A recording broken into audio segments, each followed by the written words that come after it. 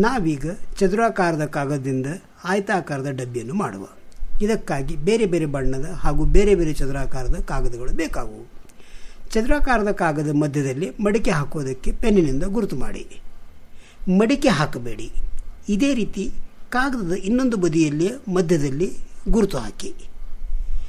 ಈಗ ಕಪಾಟಿನ ಬಾಗಿಲಿನಂತೆ ಬದಿಯನ್ನು ಮಧ್ಯಬಿಂದುಗಳವರೆಗೆ ತಂದು ಮಡಿಕೆ ಹಾಕಿ.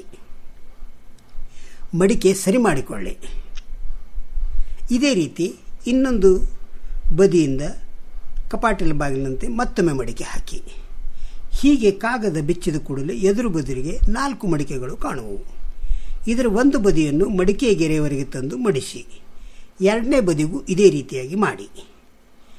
ಈಗ ಜೋಡು ಮಡಿಕೆಗಳ ತುದಿಗಳಲ್ಲಿ ಗುರುತಿಗೆಂದು 2 ವರ್ತುಳಗಳನ್ನು ತೆಗೆಯಿರಿ.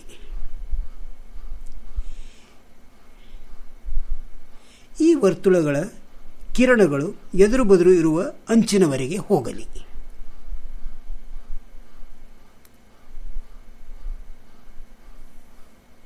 ಪೆನ್ನಿನಿಂದ 2 ವರ್ತುಳಗಳನ್ನು ಮಾಡಿಕೊಳ್ಳಿ.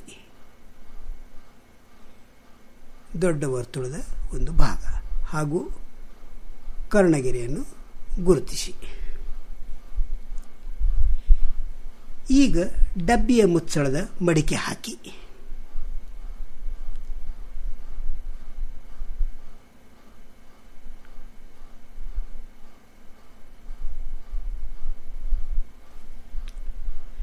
ಹಾಗೂ ಈ ಮಡಿಕೆಗಳ ಬದುರಿಗಿರುವ ಜೇಬಿನಲ್ಲಿ ಸಿಕ್ಕಿಸಿ ಅದಕ್ಕೆ ಡಬ್ಬಿ ಆಕಾರ ಕೊಡಿ.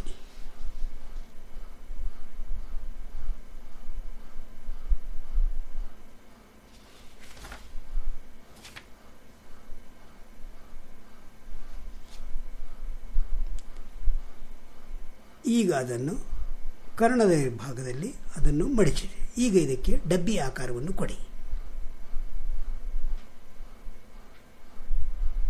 ಹಾಗೂ ಇದನ್ನು ಮಡಿಚಿದಾಗ ಅದು ಅದರ ಜೇಬಿನಲ್ಲಿ ಹೋಗುವಂತೆ ಅದನ್ನು ಮಾಡಿ.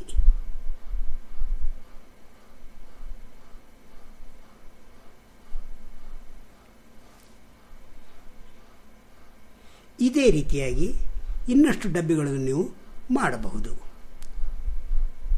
ಒಂದರ ಮೇಲೆ ಒಂದು ಇವುಗಳನ್ನು ಇಟ್ಟರೆ ಬಹು ಚಂದವಾಗಿ ಕಾಣಿಸುವವು. ಬೇರೆ ಬೇರೆ ಬಣ್ಣದ ಕಾಗದಗಳನ್ನು ತೆಗೆದುಕೊಂಡು ಇಂತಹ ಡಬ್ಬಿಗಳನ್ನು ನಾವು ಸುಲಭವಾಗಿ ಮಾಡಬಹುದು.